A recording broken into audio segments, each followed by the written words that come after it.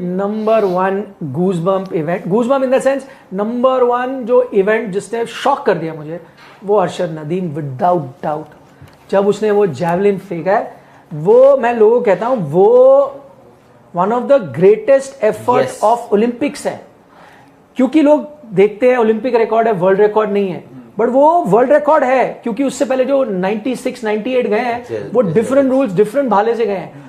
इस current scenario में जो एंडरसन पीटर 90 चले जाते थे, वेबर हम बड़े, इसने 93 मीटर फेंका है और एक 91 भी फेंका है। हाँ, उन 93 का मैं सिर्फ एफर्ट की बात कर रहा हूं, that is as big as a world record. और मैं क्योंकि हम स्टेडियम में था, मैं एक चीज, जैसे आप जब टीवी पे देखते हो थोड़ा अलग है, लाइव में ना जब आप देखते हो हर प्लेयर का जैवलिन अच्छा ही दिखता है शुरू में, it's only towards the end किसी का ड्रॉप कर जाएगा, किसी का कैरी करेगा।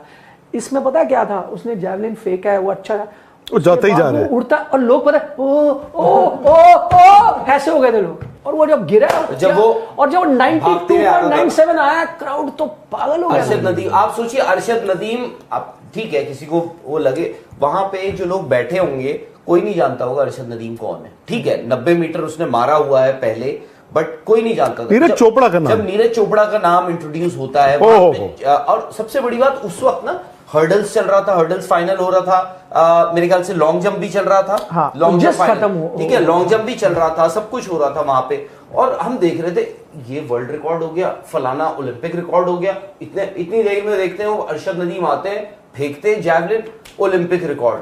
तो उसी वक्त हुआ क्या, उसी वक्त पता लग गया था आपको एक तरह से कि गोल्ड मेडल आपका, अब आप सिल्वर। क्या वो उसका दबाव, उसका प्रेशर, क्योंकि 6 थ्रो थी इनकी, जिनमें से एक 89.45 जो सिल्वर मिला, एक और भी थी, बाकी फाउल नहीं, बाकी सारे पांचों फाउल थी, नहीं एक उनकी 80 लास्ट सारे फाउल थे, 5 फाउल।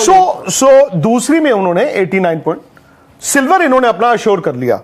बट क्या वो 93 का दबाव था नीरज चोपड़ा पर कि बाकी सारी फाउल होती गई? नहीं, लेकिन उन्होंने जो 89 मारा है वो आफ्टर 92 मारा। हाँ, सेकंड थी, दोनों की सेकंड। इसका मतलब जो दबाव था, हाँ, उसके बाद उन्होंने मार दिया। बट मुझे ऐसा लगा कि उनका अपने आप को बिलीव करते थे कि मैं 92 मार दूंगा। बट जब आप वो चीज, जैसे आप दौड़ते हो, वो कहते हैं ना स्प्रिंटर की एक टेक्निक होती है, जब वो आपको हमेशा अपने 90% दौड़ना चाहिए, क्योंकि आप 100% करते हो ना, आपकी टेक्निक बिगड़ जाती है। तो इंस्टेड ऑफ बीइंग फास्टर आप स्लोअर हो जाते हो, स्विमर के लिए भी। तो जब आप वो चीज टारगेट करो जो आप कभी कर नहीं पाए हो, तो आपकी टेक्निक बिगड़ेगी। तो क्या ये एक रीजन था जो फाउल्स होते रहे? बट ये क्रेडिट ये है कि उसने पहले नहीं पैनिक किया। पहले उसने कहा मैं फर्स्ट मैच सेव मार दूं, उसने मार दिया 89। उसके बाद आपने देखा उसने ये किया कि ठीक है मैं हूं, बट फिर इस सेट कि चलो I have given my best, जो मैं मार सकता था, now let me go for the unthinkable. वो फिर और उस वक्त तो जब मुझे अच्छी तरह से याद है, आज भी मैं अगर देखता हूं ना, देखता क्या, बैठा हूं यहाँ पे, मुझे नीरज चोपड़ा का वो थ्रो, वो भागते हुए आ रहे जो उन्होंने 89.45, मैं आज भी उसको पूरा एज इट इज पूरा विजुअलाइज कर सकता हूं। और मुझे आज भी याद है उस वक्त जब उन्होंने मारा था ना, मुझे लगा इन्होंने 90 क्रॉस कर दिया। इवेंचुअली नहीं हुआ, बट मुझे लगा कि यार ये नीरज चोपड़ा ने क्या कर दिया, ये तो 90 क्रॉस कर ही दिया उन्होंने। और उस वक्त जब मैं इसलिए भी बोल रहा था, टीवी पे पता नहीं उनके रिएक्शंस क्या दिख रहे हो ना दिख रहे हो, वो बहुत गुस्से में थे।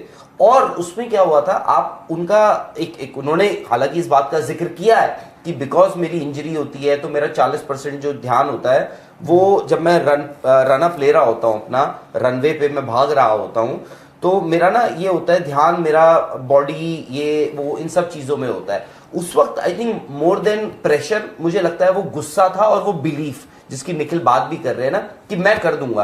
क्योंकि वहां जब वो बैठे हुए थे ना, बाकी सारे भी आपके एथलीट्स थे, जैवलिन थ्रोअर्स थे, सब एवरीबडी वाज इन ऑ कि यार ये क्या कर दिया अरशद नदीम ने, 92.97 ओलंपिक रिकॉर्ड फाइनल में। मतलब आप 12 एथलीट्स हैं, आपने दूसरी थ्रो अपनी मारी, आपने 92.97 आपने, तो लोगों ने कहा